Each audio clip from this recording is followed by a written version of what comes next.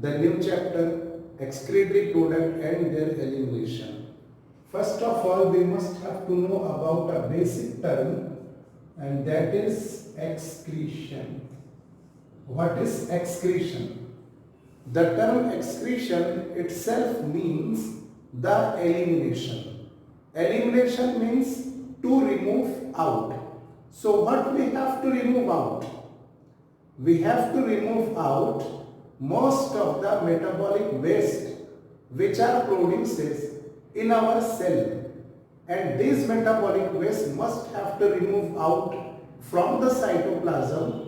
These waste are removed by crossing the plasma membrane. So very simple, the excretion means elimination of metabolic waste, okay, by crossing the plasma membrane, because these metabolic waste are removing out from the cytoplasm. Now metabolic waste, for example, catabolism of glucose, catabolism of amino acid, catabolism of fatty acid, glycerol, and there are so many micromolecules which undergo catabolism and produces the byproduct. Some byproduct are not in use, and these byproducts which are not in use are called as waste product. So waste product, that is metabolic waste, are mainly classified into two types. Some metabolic waste are volatile, means they are evaporating, existed in the form of gas. Another type of metabolic waste are non-volatile, and these non-volatile waste are existed in non-gaseous state, means they are not evaporative in nature. So volatile waste include carbon dioxide and water. These waste products are formed during the complete oxidation of glucose during the process of cellular respiration.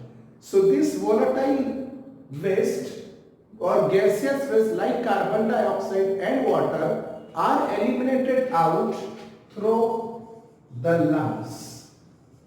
So the organ which involve in elimination of the waste material, that organ is called as excretory organ. In this case, lungs act as excretory organ because lungs remove the carbon dioxide and water. Second thing, non-volatile waste. This non-volatile waste may include the most important nitrogen waste, several hormones, vitamins, some excess of inorganic salt, and even excess amount of water. Even if water is found to be excess amount in our body, that extra amount of water is called as waste because it is not required for the essential metabolic activities. So these are the several non-volatile waste. Some non-volatile waste are eliminated through the liver. For example, I am taking a simple example that in liver, breakdown of hemoglobin takes place, and due to breakdown of hemoglobin, two pigments are formed, biliverdin and second is bilirubin. Okay. These two pigments are eliminated out from the liver in intestinal tract, and through the intestinal tract, these pigments are eliminated out from our body. So excretory organ may be lungs, excretory organ may be liver, but this organ did not involve in the excretion of nitrogenous waste.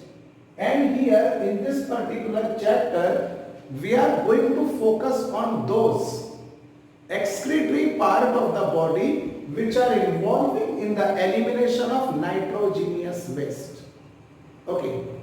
Now, on the basis of nitrogenous waste, the type of nitrogen waste eliminated from the body of organism has been classified into three different categories. Let us take a look of this organism. Some organisms are called as ammotelic organism. Remember the term ammotelic organism. In this category, the group of organisms eliminate their nitrogen waste out of the body in the form of ammonia. So if nitrogen waste is eliminated in the form of ammonia, then these organisms are called as ammotelic organism. Second important thing regarding the ammonia, you should have to remember that ammonia is highly toxic chemical compound. Ammonia is highly toxic, and this ammonia is require a high amount of water for its elimination. Ammonia को body से excrete होने के लिए, eliminate होने के लिए बहुत सारे वाटर का रिक्वायरमेंट होता है, and this ammonia is highly soluble in water. So ammonia is highly toxic. Ammonia is highly water, require high amount of water for its elimination. It is estimated that approximately 500 ml of water is required for elimination of only 1 gram of ammonia. 1 gram ammonia के elimination के लिए approximately कितना water लगता है? 500 ml water. So it is very tedious amount of water. Okay. And ammonia is highly soluble inside the water. So can you guess that which type of animals are there which can remove the nitrogen in the form of ammonia? Since elimination of ammonia requires very huge amount of water.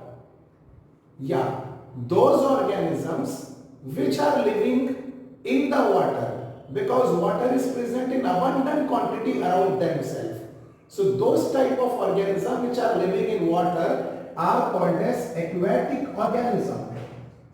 So aquatic insect, aquatic amphibians and bony fishes are several examples of the organism which eliminate their nitrogen waste in the form of ammonia, and these organisms are called as ammotelic organism. Yes, so ammotelic organism require very huge amount of water, and these organisms having very abundant water around themselves, so they eliminate the nitrogen in the form of ammonia. They are ammotelic in nature. Now another category of organism on the base of type of nitrogenous waste is, that is number B, and they are ureotelic organism. These terms are important. You should have to remember all this term very accurately. So ureotelic means the organisms which eliminate their nitrogen waste in the form of urea. So nitrogen waste eliminate in the form of urea. They are called as ureotelic organism. Now these ureotelic organism require comparatively little bit amount of water to eliminate the urea. It is estimated that 50 ml of water is required for elimination of 1 gram of urea. Now how urea is formed in the body of organism? Actually these are the mechanism in which water is conserved by the organism, because evolution is taking place in such a way that aquatic organism develop into amphibian, amphibian develop into terrestrial, and terrestrial develop into more terrestrial, that is desert organism, and birds are also evolved from this chain. So apart from aquatic organism, another organism did not have a huge amount of water around themselves. That's why they need to use a minimum amount of water for elimination of waste material. That's why the mechanism get changed from aquatic to terrestrial organism. So in this ureotelic organism, inside the liver, a very eminent mechanism is taking place, and that is called as ornithine cycle. Here we are not going to study more detail about ornithine cycle, but we are discussing only the review. Inside the liver, when ornithine cycle is going to take place, then ammonia get combined with carbon dioxide, and high amount of energy is required by this combination process, and inside the liver a product form which is called as urea, so that organism can easily remove the urea from their body. And second thing is, this urea get dissolved inside the water to form a solution. So urea dissolved into water, this complete solution is called as urine. So what is urine? Urine is a solution in which solute is a urea and solvent is water. So water soluble urea form the urine, which is easily excreted out from the body of organism. Example for these are marine fishes and some amphibians which are living on soil. For example, turtle, frog, and so on. Okay. Third type of organism, based on the type of elimination of nitrogen waste, that is type C, is known as uricotelic organism. These organisms eliminate the nitrogen waste in the form of uric acid. Uric acid, which require again a relatively less amount of water for elimination of uric acid. Approximately only 10 ml of water is required for elimination of 1 gram of uric acid. So that you can see that water concentrating mechanism goes on progress from huge amount of water to least amount of water, because animals are going to be waterless in habitat. These uricotelic organisms included aves, that is bird, reptiles such as snake, lizard, and so on. These organisms eliminate the uric acid in the form of pellet or in the form of thick paste, which did not contain the more amount of water. Very little bit amount of water is present in the pellet type of waste and paste type of waste material. Uric acid is however also formed in human body. So there are two cases. Uric acid is formed by breakdown of purine and pyrimidine. And you very well know that. What are purine and what are pyrimidine? Purine and pyrimidine are the nitrogen bases which you had studied in nucleic acid topic. So when purine and pyrimidine get broken down, there is a formation of uric acid. And this is a normal range of uric acid, but it is formed after the breakdown of purine and pyrimidine. But if uric acid is formed along with this purine and pyrimidine, and additional uric acid is formed due to some, you can say what, defective metabolism. अगर हमारे body में metabolism defective हो गया, so due to defective metabolism, if further more uric acid is formed in our body, this uric acid get accumulated in the joint of bones. Accumulation of uric acid कहाँ पर होगा? joints में, and due to accumulation of uric acid in the joints of bone, it will cause a painful arthritis. Arthritis होगा जिसमें बहुत ज्यादा pen होगा, and due to this arthritis, a disease is called as gout. G-O-U-T or G-O-U-T as gouts. So these gouts are what? They are the pain in the joint due to accumulation of uric acid. It is called as gout. So these are the three kinds of organism on the basis of elimination of their nitrogenous waste. So fastly we can recall this topic. We are starting the chapter excretory product and their elimination. Excretion means elimination of metabolic waste by crossing the plasma membrane. There are two types of metabolic waste. Yes, volatile and non-volatile.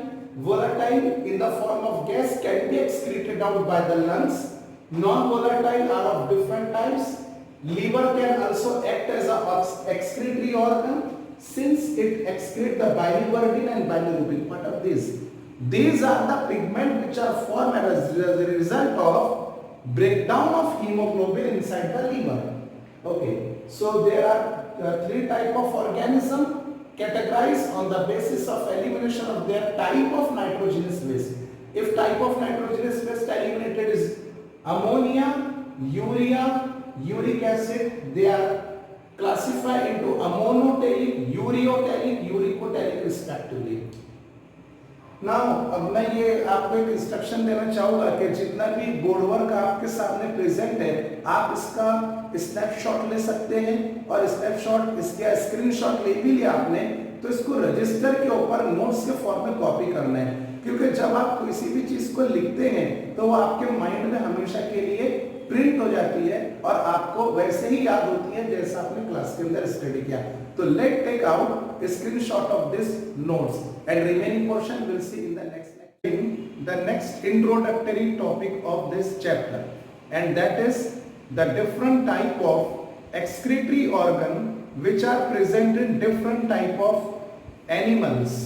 We know that as a evolution proceed from water to terrestrial or water to land, then different type of developmental process inside the body also occur, and they are based on adaptations. So which type of excretory organ are present in aquatic organism and terrestrial organism, we are going to describe in the form of list, and this topic you should have to remember. For example, the organism which are invertebrates, inside the invertebrate the excretory organ is present in the form of simple tubes, or you can say that simple tubular form of excretory organ are present in the invertebrates. Next category of organism are vertebrates. Vertebrates ये थोड़े से advance organism होते हैं जिनमें vertebral column present होता है. हम लोग भी वर्टिब्रेट्स की कैटेगरी में आएंगे. So in this vertebrates some complex tubular form of excretory system is present.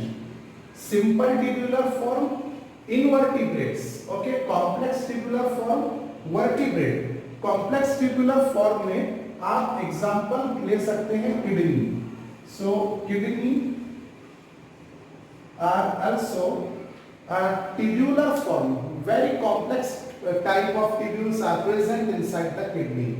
Next, some group of organisms are also there, such as Platyhelminthes.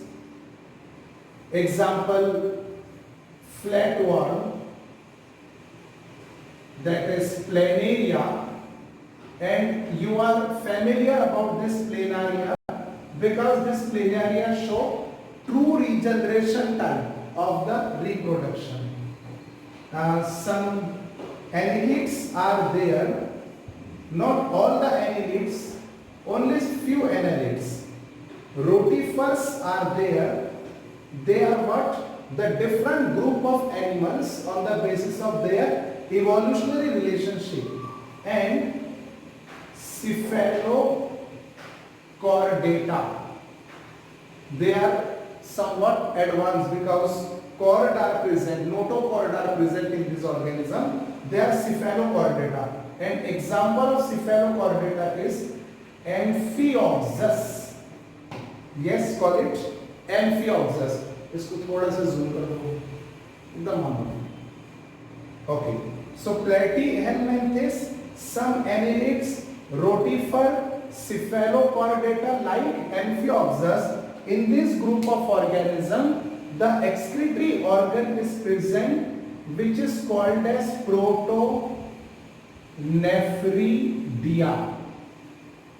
देखिए एक बात मैं आपको पहले बता देता हूं कि किडनी का जो स्ट्रक्चरल एंड फंक्शनल यूनिट होता है वो होता है नेफ्रॉन, और नेफ्रॉन डेवलपमेंटल स्टेजेस का इनिशियल पोजीशन पे कहलाता है नेफ्रिडिया, और पहला नेफ्रिडिया जब ऑर्गेनिज्म में डेवलप किया गया तो उसे कहते हैं प्रोटोनेफ्रिडिया। तो नेफ्रिडिया से टर्म क्या बनेगी? Nephron, and nephron is structural unit and functional unit of the kidney. और नेफ्रिडिया से भी पहले का प्रोसेस या पहले का सेल कौन सा रहेगा? प्रोटोनेफ्रिडिया। इस प्रोटोनेफ्रिडिया सेल के अंदर बहुत सारे हेयर लाइक स्ट्रक्चर है, यानी बहुत सारे सीलिया है, और ये सभी सीलियास की वजह से प्रोटोनेफ्रिडिया ऐसे दिखाई देता है कि मान लो प्रोटोनेफ्रिडिया के अंदर आग लग गई हो। इसीलिए प्रोटोनेफ्रिडिया को फ्लेम सेल भी कहते हैं। Protonephridia is also called as flame cell. Okay, तो invertebrates having simple tubular form of excretory system, vertebrates contain complex tubular form like kidney, Platyhelminthes, some annelid, rotifers, cephalochordata having the protonephridia or flame cell type of excretory system organelle. Next, and furthermore, when we are moving to another annelids, these are some annelid which contain protonephridia, and annelid में ही जो advance organism है, for example earthworm. In this earthworm, the excretory system is present in the form of nephridia. In the form of nephridia. So annelids like earthworm, ये याद रखना आपको, क्योंकि अगर उसने annelid के साथ साथ स्पेसिफिकली earthworm एग्जाम में पूछा तो आपका आंसर आना चाहिए nephridia. Okay, next group of organism, for example, which are belongs to arthropoda. Arthropoda में मैक्सिमम कौन आते हैं? इंसेक्ट आते हैं। तो इंसेक्ट का भी एक particular example structural organisation chapter में आपको दिया हुआ है इन डिटेल, और वो एग्जांपल है cockroach. Okay, so in cockroach the excretory system is present in the form of tube, short tube which are called as Malpighian tubules. So Malpighian tubules are present in the cockroach, and cockroach belongs to insect group, that is arthropod group. And finally, the member of group crustacean, for example prawn यानी कि जिसे केकड़ा आप कह सकते हैं, तो उस प्रॉन में एक्सक्रीटरी सिस्टम प्रेजेंट होता है in the form of green glands. These green glands are also called as antenna cells. Green glands or antenna cells constitute the excretory organ in the crustaceans. So these are the different type of organism and their group which contain the different type of excretory system in their bodies. तो ये आपको as it is जैसा का वैसे याद रख लेना है, स्क्रीनशॉट आप ले सकते हैं, इसका नोट्स प्रिपेयर कर सकते हैं। और नोट्स प्रिपेयर करना बहुत ज्यादा जरूरी हो जाता है, क्योंकि जैसा बोर्ड पर देखकर याद करते हैं, नोट्स पर भी अगर वैसा ही तरीके से लिखा हुआ है तो आपको याद करने में बहुत ज्यादा आसानी जाएगी। ओके, अब ये मिटा देता हूं और नेक्स्ट टॉपिक हम शुरू करते हैं, एक्सक्रीटरी सिस्टम इन ह्यूमंस।